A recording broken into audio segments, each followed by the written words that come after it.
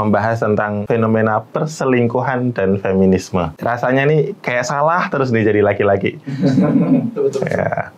Terus seakan-akan perempuan tuh selalu korban. Apa nama channelnya? Lucky Pet Channel, Ustaz. Masya Allah, ajib. Assalamualaikum warahmatullahi wabarakatuh. Waalaikumsalam warahmatullahi wabarakatuh. Selamat datang di Lucky Pet Channel. Kita gantung mic. Ada beberapa peristiwa yang bisa jadi obrolan sehari-hari. Ya, termasuk saya dan keluarga. Istri itu sering membahas tentang fenomena perselingkuhan dan feminisme. Ya. Gurih ini. Jadi rasanya nih kayak salah terus nih jadi laki-laki. Betul. Ya. Terus seakan-akan perempuan tuh selalu korban dan seterusnya. Ya namanya sudah terjadi ada fenomena perselingkuhan artis dan seterusnya. Itu kan perbuatan dosa, perbuatan maksiat. Nah, kita sebagai seorang muslim tuh harus punya respon yang benar kepada orang-orang yang bermaksiat atau kepada diri kita sendiri ketika bermaksiat dan berbuat dosa. Gimana ngeresponnya? Pertama, manusia itu diciptakan oleh Allah Subhanahu wa taala pasti punya salah, pasti punya dosa, kecuali yang maksum, yaitu para nabi dan para rasul. Jadi selain nabi dan rasul pasti punya salah, pasti punya dosa. Dan Allah itu Maha Latif, Maha Lembut. Allah tahu betul manusia itu diciptain bisa lupa, bisa salah, short memory tadi ya. Ada yang long memory dan seterusnya lah. Dan Allah itu Maha Lembut. Allah itu akan ampuni, Allah itu akan sayangi kepada mereka-mereka yang kemudian kembali kepada Allah Subhanahu wa taala. Ini poin pertama, kita pasti punya salah, pasti punya dosa. Dan ini adalah supaya kita kenal sama Allah. Allah itu Ar-Rahman, Maha Pengasih, Allah itu Ar-Rahim, Maha Penyayang, Allah itu Al-Ghafur, kepada orang yang bertobat, istighfar itu diampuni. Allah itu Al-Wadud, Maha mencintai orang yang berbuat salah dan berbuat dosa. Ini yang pertama. Jadi Allah itu menciptakan dosa dan menciptakan manusia yang berbuat dosa supaya kita paham, manusia itu paham bahwa Allah itu Maha Adil. Ya. Siapa yang berbuat kebaikan sebesar biji zarah itu dilihat oleh Allah Subhanahu wa taala. Siapa yang berbuat keburukan juga dilihat oleh Allah Subhanahu wa taala. Allah itu Maha Adil, yang baik dibalas dengan pahala surga, yang jelek ya dibalas dengan hukuman.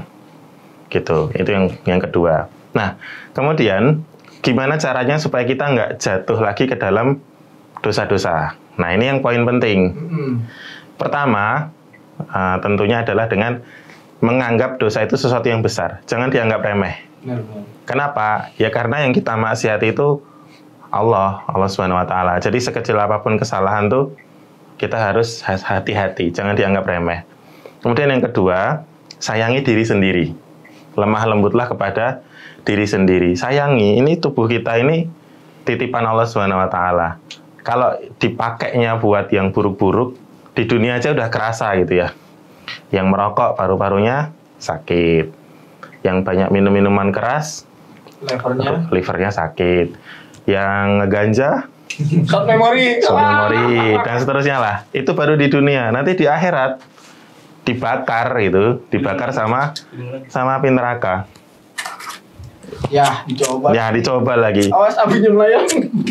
Kita tuh ini api sekecil ini ya, nggak bakal tahan 1 jam begini tuh, nggak bakal tahan.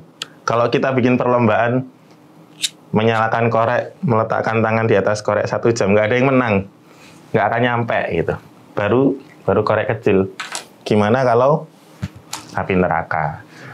Nah, terus kalau sudah berbuat dosa gimana? Ya istighfar. Harus banyak-banyak istighfar. Karena pada istighfar itu ada pengagungan kita kepada Allah Subhanahu wa taala. Ya Allah ampuni saya, ya Allah sayangi saya. Karena para nabi, para rasul itu doa-doanya kebanyakan doa istighfar. Contoh, Nabi Adam, dia diturunkan ke bumi, doanya istighfar. Rabbana dzalamna anfusana wa illam taghfir lana wa tarhamna lanakunanna minal khasirin. Nabi Yunus ngambek dia karena kaumnya nggak kunjung beriman, masuk ke dalam perut ikan paus, doanya istighfar. La ilaha illa anta subhanaka inni kuntu minadz dzalimin. Jadi orang tuh kalau berbuat dosa, berbuat salah, ngaku aja. Tapi ngakunya sama Allah Subhanahu wa taala, istighfar, bertobat. Terus biar nggak jatuh lagi dalam perbuatan dosa, ya duduklah bersama orang-orang yang baik, jangan duduk bersama orang-orang yang berbuat dosa. Alah, slow bro, kan cuma duduk. Iya, kita harus tahu power of duduk aja dulu. Sini dulu bro, santai. Itu bahaya itu. Kalau pas tempatnya nggak bagus, duduk aja bisa kecipratan. Awalnya cuma duduk, ntar lama-lama minum dikit lah ini gitu. Kalau majelisnya bener, kopi. Kalau majelisnya nggak bener, nah, ciu-ciu. Nah, yang orang Sukoharjo tahu lah Mojolaban itu pasar Bekonang ciu-ciu. Nah itu. Jadi the power of udah duduk aja sini dulu, itu kita harus lihat tempat duduknya. Kalau tempat kumpulnya orang bener, silahkan duduk berlama-lama nggak masalah. Tapi kalau pas nggak bener, jangan. Nah, kenapa? Harus waspada. Kenapa? Karena itu nanti menuntun kita. Ikutilah perbuatan yang buruk dengan yang baik. Kalau pas majelisnya benar, oh nanti ikut-ikutan jadi benar, dan seterusnya.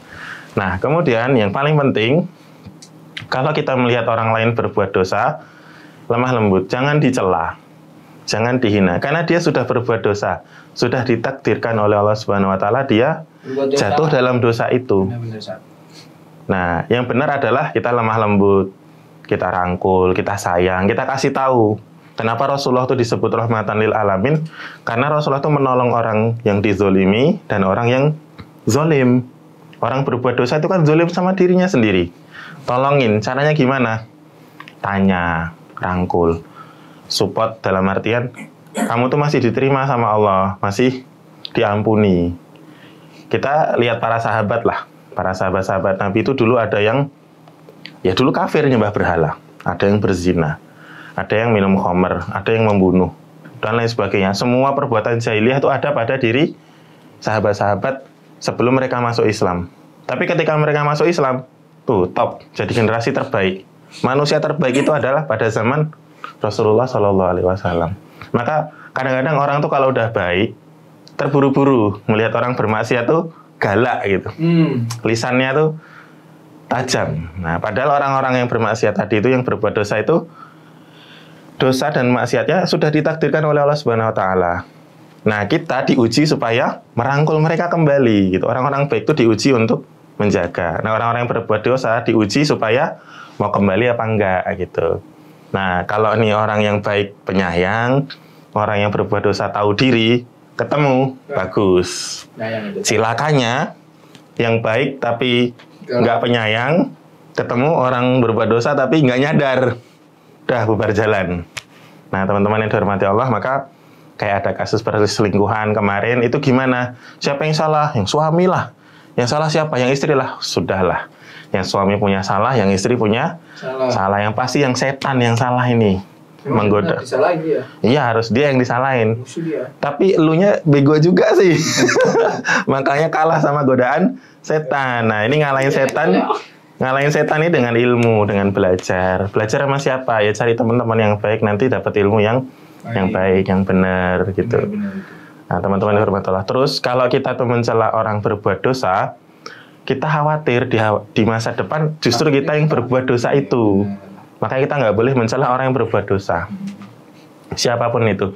Justru karena kita nggak tahu masalah aslinya, doakan saja. Doakan saja, oh ini fulan, artis ini berbuat dosa ini, doakan supaya tobat, doakan supaya baik lagi rumah tangganya. Kan gitu ya, kita aja pengen rumah tangga kita baik, atau saudara-saudara kita baik, doain aja orang-orang. Nanti doa itu kan balik sendiri. Diamini sama malaikat, balik ke kita. Jadi orang baik itu enak. Gitu. Jadi orang yang jatuh dalam maksiat juga enak, karena maksiat itu punya dua efek. Efek negatifnya, kalau dia tenggelam, nggak sadar kalau maksiat ini berbahaya untuk dia. Tapi kalau orang bermaksiat itu, dia sadar, astagfirullahaladzim, oh aku salah.